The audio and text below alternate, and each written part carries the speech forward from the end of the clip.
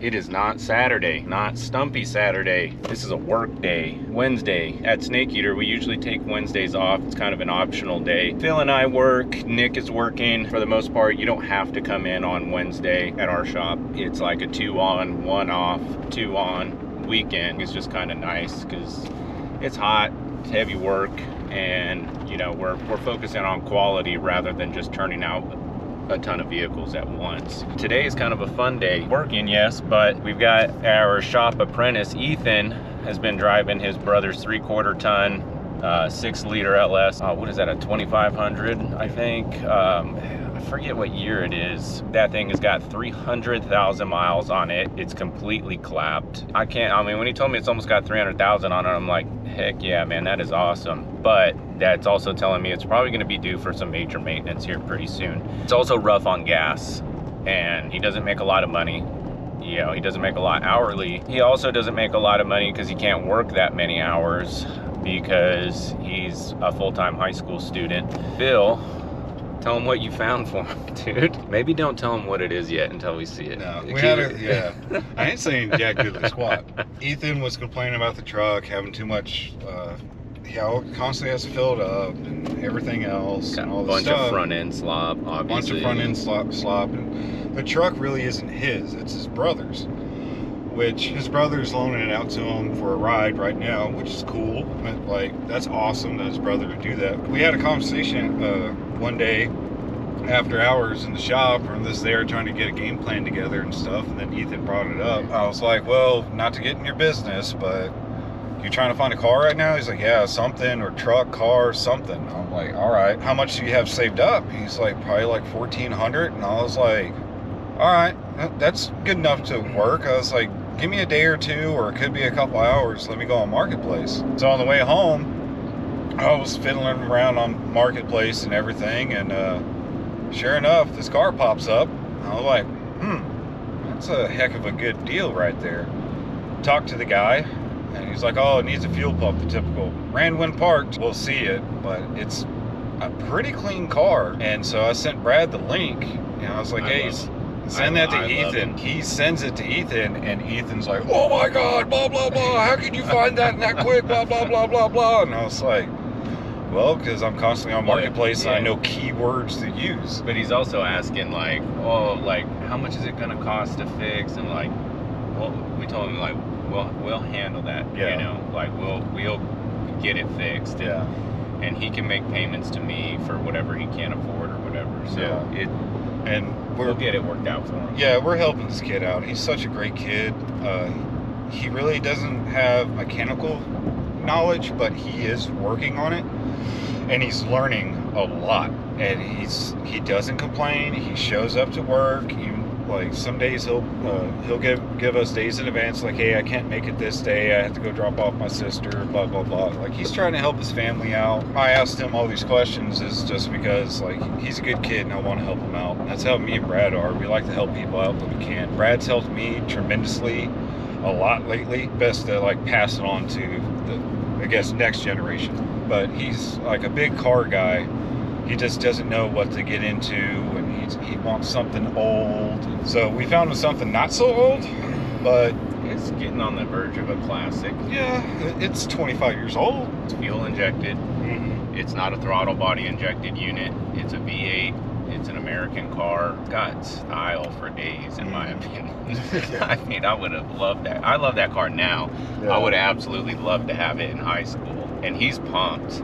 He has not stopped talking about it for like a couple of days, and like every time you bring it up, he can't even look at you. He's smiling so hard. I'm heading down to San Antonio right now. It's probably about, what, a 45-minute drive. Got the trailer and the winch, and we're gonna try to lowball this dude, cut him off at the knees, and see if we can't get Ethan a good deal. Not to be rude to this guy, but nobody's gonna buy this car. Like, nobody's gonna buy this car. If it sits much longer or gets in much worse shape than what it looks to be, it's gonna be one of those things you're gonna have to pay somebody to get rid of it. You're gonna have to like donate it to one of these companies that'll come. You're better off just going pick it up and take your losses and just get out of your yard. Yeah, heading down.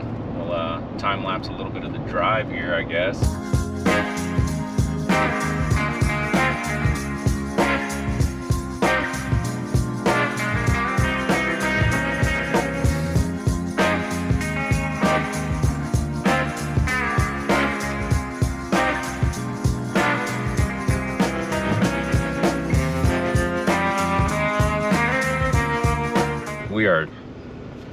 sweating.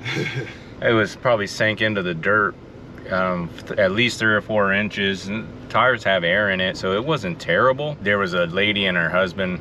They helped us push it, but I mean, the damn car is about 200 degrees itself, and it doesn't run. But we got it. We got it done. We had to push it from the backyard to the front yard, and then I pulled my trailer up in the neighbor's front yard, and we kind of shot it sideways because it's a little bit of a busy street where they live. We didn't want to film anything at their house. Privacy for them, but that's the only preview you'll get right now. And you're not gonna have to wait long because editing, right? But there's also that. So I kind of tried to play the role of the disinterested individual. I don't know what Phil decided to play on it. What role were you playing Hard when cop. you're out there? Hard cop.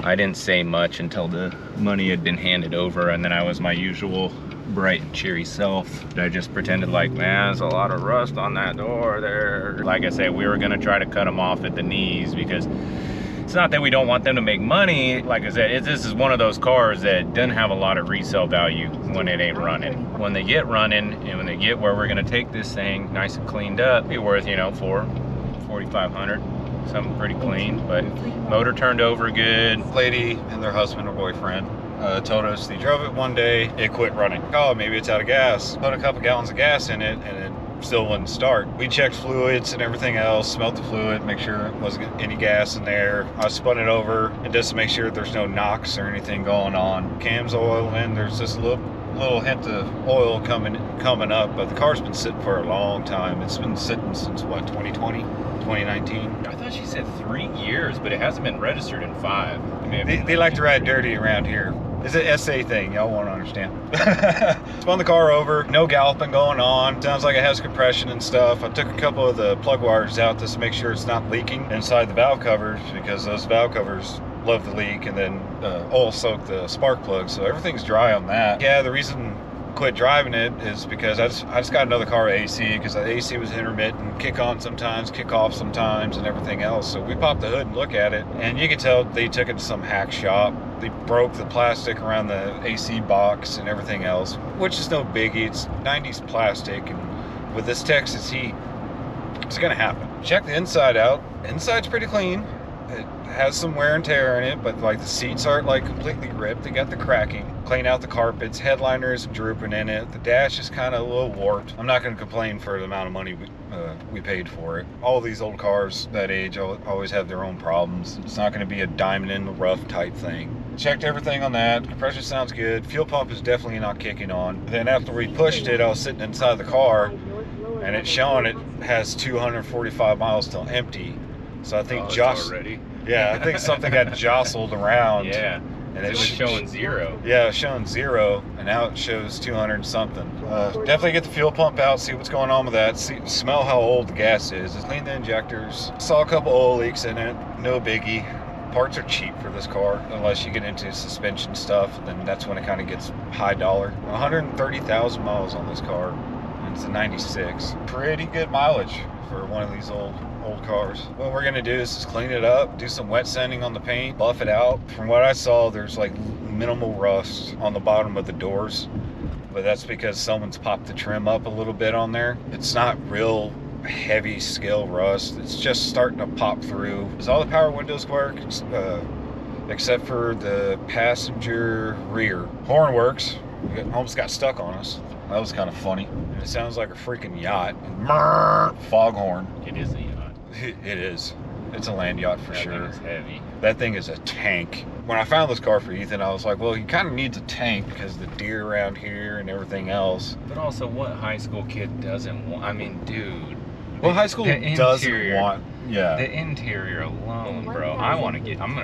He's gonna have to wrestle it from me. I'm gonna drive it for a while before I give it to him. I'm gonna tell him, let me just drive it for a while, make sure it's reliable, and I'm gonna straight pipe it and flog it and have some fun. First off, we need to get some tires on that thing because you can see the air in them. Like, they're bad. Old school alloy wheels on it, so. Elbrises. That sounds like some discount tire stuff. I don't know, Brad. What are you thinking wheel and tire wise? I think you need center golds, dude. Yeah, some Dayton spokes with the gold in the center. And the chrome lip. Well, it is green. No doubt. He'll have to stay It's out a of this forest area. green for sure, He with will. cream interior. I already got a name, dude. We're gonna call it Silky Johnson. Silky. Silky Silky Johnson. Johnson. Silky Johnson, and his new nickname's Mayo. Short for mayonnaise. Mayonnaise. With a Z. First thing he's gonna do when he comes into work. Oh, he's not coming into work today. He's got his youth group today. Yeah. But oh, dude, I gotta manage to cross like 5 lanes of traffic right now. Good luck, everybody else. I turned now. Good luck, everybody else. I can only imagine what his girlfriend's gonna say. I don't know, but if I was a young lady and my boyfriend picked me up in a car that had that interior, I would feel so classy. There's no other way to feel when you get in that car. That's why I like him so much. Yeah. Hope you like it, Ethan, because your butt's gonna be working on this thing. But you Yeah, might have to arm wrestle Brad for it. Movie magic. We'll be back.